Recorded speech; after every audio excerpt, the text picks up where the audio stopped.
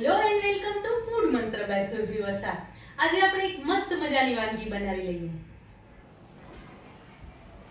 એકદમ ફટાફટ બની જાય એવી આજે આપણે વાનગી બનાવવાની છે અને એ છે ભાતનો લોચો. ભાતનો લોચો એવી વાનગી છે કે ભાતનો લોચો કયો અથવા તો ભાતનું ખીચું. તો આ ભાતનું ખીચું એ એવી વાનગી છે કે એકદમ ફટાફટ તૈયાર થાય છે અને બહુ જ ટેસ્ટી બને છે. તો આજે આપણે એ બનાવી લઈશું. આ બધી કેવી ખબર છે, ટ્રેડિશનલ વાનગીઓ છે, એટલે કે તમારા દાદી નાની કે તમારી મમ્મી બનાવતી હોય, હવે આપણે એને ભૂલી ગયા છીએ. તો આ વાનગીઓ જો તમે પાછા ફરીથી તમારા લિસ્ટમાં ઉમેરો કરી લેશો ને તો તમારું કામ છે ને ખૂબ જ સરળ થઈ જશે. બનવામાં એકદમ ઝડપથી બની જાય છે અને સાથે સાથે કોઈ જાતની મહેનત વગર અને વધેલી વસ્તુ હોય એનો પણ ઉપયોગ કરી અને આ વસ્તુ બની જતી હોય છે. તો આવી વાનગીને હંમેશા આપણે આપણા લિસ્ટમાં ઉમેરો કરવો જોઈએ. સૌથી પહેલાં આપણે એક ટીસ્પૂન જેટલી રાઈ લઈશું.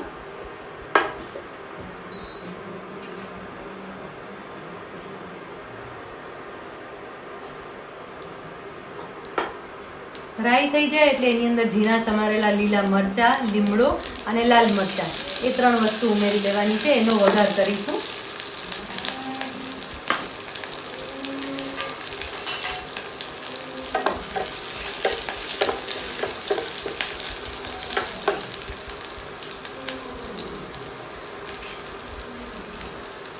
પાંચ ચમચી હિંગ લઈશું.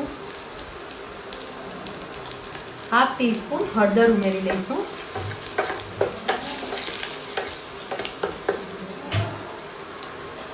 હવે આ 1 બાઉલ ભાત છે એ ઉમેરી લેવાના છે. તમારા ઘરે જે પણ ભાત ખવાતો હોય એ ભાત તમે આમાં લઈ શકો છો.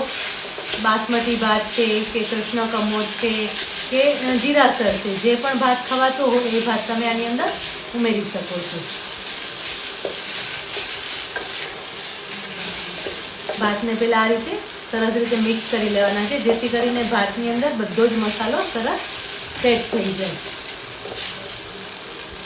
હવે એની અંદર મીઠું ઉમેરી લઈશું. 1 ટીસ્પૂન મીઠું ઉમેરી લઈશું.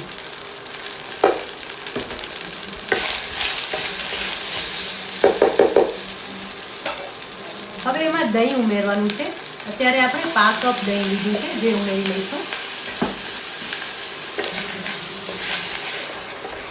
દહીંને ભાત સાથે આ રીતે સરસ રીતે મિક્સ કરી લેવાનું છે.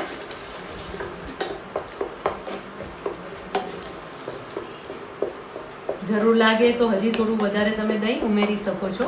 આ દહીં છે ને થોડું ખટાશ પડતું લેવાનું છે. હું ફરીથી 1 ચમચી જેટલું દહીં એડ કરીશ. છાશ નથી લેવાની, ડાયરેક્ટ દહીં લેશો ને તો એનો સ્વાદ આ જે ખીચું છે ને એનો સ્વાદ બહુ જ સરસ આવશે. અત્યારે પણ લુક કેટલો સરસ લાગી રહ્યો છે ને. અને 1 મિનિટ માટે હલાવી લેવાનું છે. અને દહીં આવી રીતે ભાત એડ કર્યા પછી તમે ઉમેરશો ને તો દહીં ફાટી નહીં જાય. નહીં તો જો પહેલાં દહીં ઉમેરશો ને તો આપણે જે વઘાર કર્યો છે એ વઘાર એકદમ ગરમ હોય છે, તો એ ગરમ વઘારમાં તમે દહીં ઉમેરશો ને તો તમારું દહીં ફાટી જશે અને એનો સ્વાદ સરસ નહીં આવે.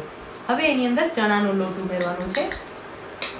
લગભગ 2 થી 3 ચમચી જેટલો ચણાનો લોટ ઉમેરી લઈશું. ચણાના લોટનો પણ આમાં સ્વાદ આવવો જોઈએ, તો જ એ ખીચુંનો સ્વાદ બહુ જ સરસ આવશે. અને હલાવતા રહેવાનું છે.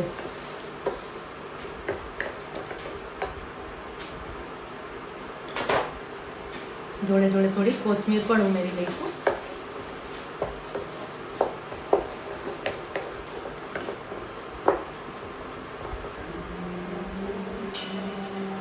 લીલું મરચું તો ઉમેર્યું જ છે, પણ 5 ચમચી જેટલું લાલ મરચું પણ આપણે ઉમેરી લઈશું.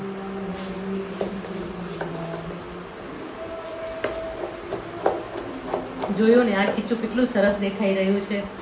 ટેસ્ટી તો છે જ, સાથે સાથે લુકમાં પણ એકદમ સરસ દેખાઈ રહ્યું છે.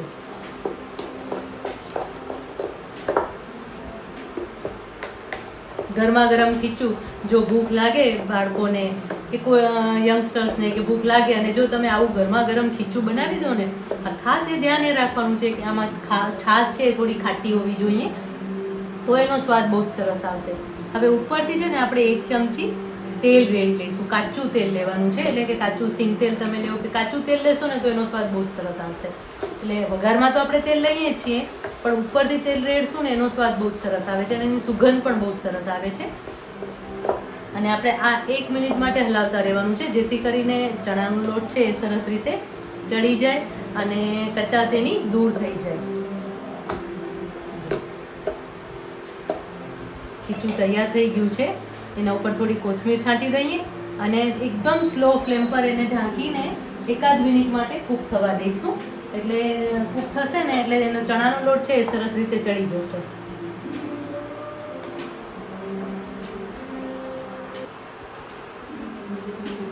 વાહ, એટલી મસ્ત સુગંધ આવી રહી છે અને મસ્ત ગરમા ગરમ ખીચું તૈયાર થઈ ગયું છે. આ ખીચું તમે ચોખાના લોટનું ખીચું ખાવજો ને એનાથી પણ વધારે ટેસ્ટી લાગશે. એક વખત ટ્રાય ચોક્કસથી કરજો. ગરમા ગરમ ખીચું તૈયાર છે. આપણે એને સર્વ કરી લઈએ.